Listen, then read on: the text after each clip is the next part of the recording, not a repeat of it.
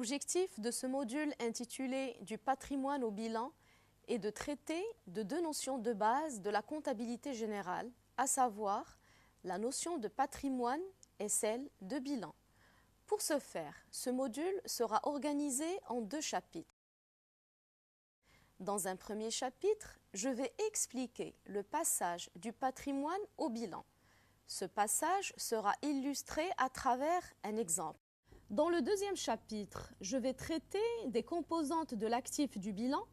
Un exemple permettant le reclassement des éléments du bilan vous sera proposé.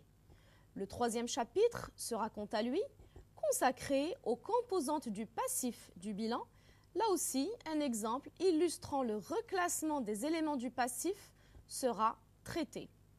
En guise de conclusion, je vais vous proposer d'établir les bilans d'ouverture et de clôture d'une entreprise. Le patrimoine d'un agent économique est l'ensemble formé par ses biens et ses dettes. Ce que possède un agent économique est composé de ses biens, terrain, mobilier, ordinateur, etc., de ses créances, c'est-à-dire ce qu'on lui doit, et de ses disponibilités, c'est-à-dire de l'argent en espèces ou de l'argent déposé à la banque. Ce qu'il doit représente l'ensemble de ses dettes. On peut alors déduire que le patrimoine net d'un agent économique est composé des richesses qui lui appartiennent en propre, c'est-à-dire ses biens, plus ses créances, plus ses disponibilités, moins le total de ses dettes. On peut donc appeler patrimoine net capitaux propres. La notion de patrimoine peut être illustrée à travers l'exemple suivant. Le patrimoine de l'entreprise de M. Brahim se caractérise par les éléments suivants. Un magasin pour 280 000 dirhams, un véhicule pour 120 000, du mobilier de bureau pour 15 000, un stock de marchandises pour 5 000, un ordinateur pour 4 500, des créances sur ses clients pour 8 500, des dettes envers ses fournisseurs pour 10 000, des espèces en caisse à hauteur de 2 500 et des avoirs à la banque pour 1 800. Je vous demande de calculer le patrimoine net de l'entreprise de M. Brahim. Pour déterminer le patrimoine net ou capitaux propres de cette entreprise, nous allons calculer le montant total de ce que possède l'entreprise de M. Brahim et soustraire le total de ce qu'elle doit. Le total de ce qu'elle possède se compose en premier de ses biens, à savoir le magasin pour 280 000, le véhicule pour 120 000, le mobilier de bureau pour 15 000, le stock de marchandises pour 5 000 et l'ordinateur pour 4 500 dirhams. L'entreprise possède également des créances sur ses clients pour 8 500 dirhams et enfin des disponibilités ou liquidités sous forme d'espèces en caisse pour 2 500 et d'avoirs à la banque pour 1 800 dirhams. Le total de ce qu'elle doit comprend les dettes envers ses fournisseurs pour 10 000 dirhams.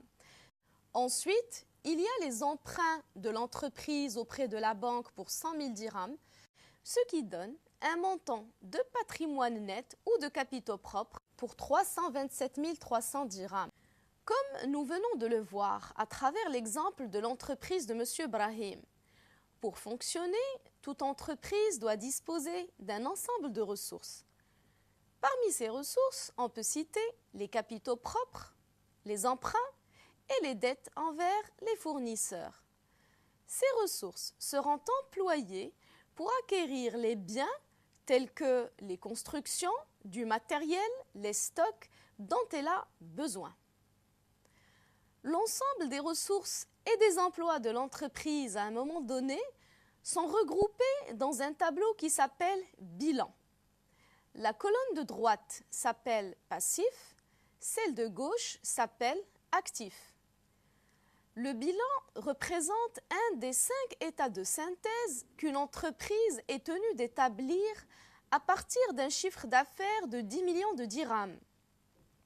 Les autres états de synthèse que j'aurai l'occasion de traiter ultérieurement sont le compte de produits et de charges ou CPC, l'état des soldes de gestion ou ESG, le tableau de financement ou TF et l'état des informations complémentaires ou éthiques. Le bilan peut être défini comme un état financier qui, à tout moment, indique ce qui appartient à l'entreprise, actif, ce qu'elle doit, dette, et ce qui appartient aux propriétaires de l'entreprise, capitaux propres. Les capitaux propres, comme nous l'avons déjà vu, représentent le total actif duquel on déduit les dettes. Par conséquent, le total actif est égal au total passif. Ainsi, le bilan doit être équilibré par construction. En reprenant l'exemple de l'entreprise de M. Brahim, je vous demande de classer les éléments du patrimoine en ressources et en emplois et ensuite de présenter le bilan de cette entreprise. Pour classer les éléments du patrimoine de l'entreprise de M. Brahim en ressources et en emplois, je vais tracer un tableau à 2 colonnes. Comme nous l'avons déjà vu, la colonne de droite comprend les ressources ou passifs, celle de gauche les emplois ou actifs. Côté ressources, on a d'abord les capitaux propres calculés dans l'exemple précédent. On va les mettre du côté du passif pour 327 300 dirhams. Ensuite, il y a les dettes de l'entreprise envers ses fournisseurs pour un montant de 10 000 dirhams. Les autres éléments du patrimoine constituent les emplois ou tout ce qui appartient à l'entreprise, c'est-à-dire tous les biens nécessaires à son bon fonctionnement ainsi que ses créances et ses disponibilités. Dans notre cas, ces biens se composent du magasin pour 280 000 dirhams, du véhicule pour 120 000, du mobilier de bureau pour 15 000, de l'ordinateur pour 4 500 et du stock de marchandises pour 5 000 dirhams. Les créances sur les clients de l'entreprise Brahim, quant à elles, s'élèvent à 8 500. Le montant des disponibilités est de 2 500 dirhams pour les espèces en caisse et de 1 800 dirhams pour les avoirs à la banque. Ce qui nous donne un total actif de 437 300 dirhams égal au total passif. On peut donc conclure que les ressources de l'entreprise ou passifs servent à financer ses emplois ou actifs. Comme nous l'avons déjà vu, la comptabilité a pour fonction d'informer les partenaires de l'entreprise sur le patrimoine, sur la situation financière, ainsi que sur les résultats de l'entreprise.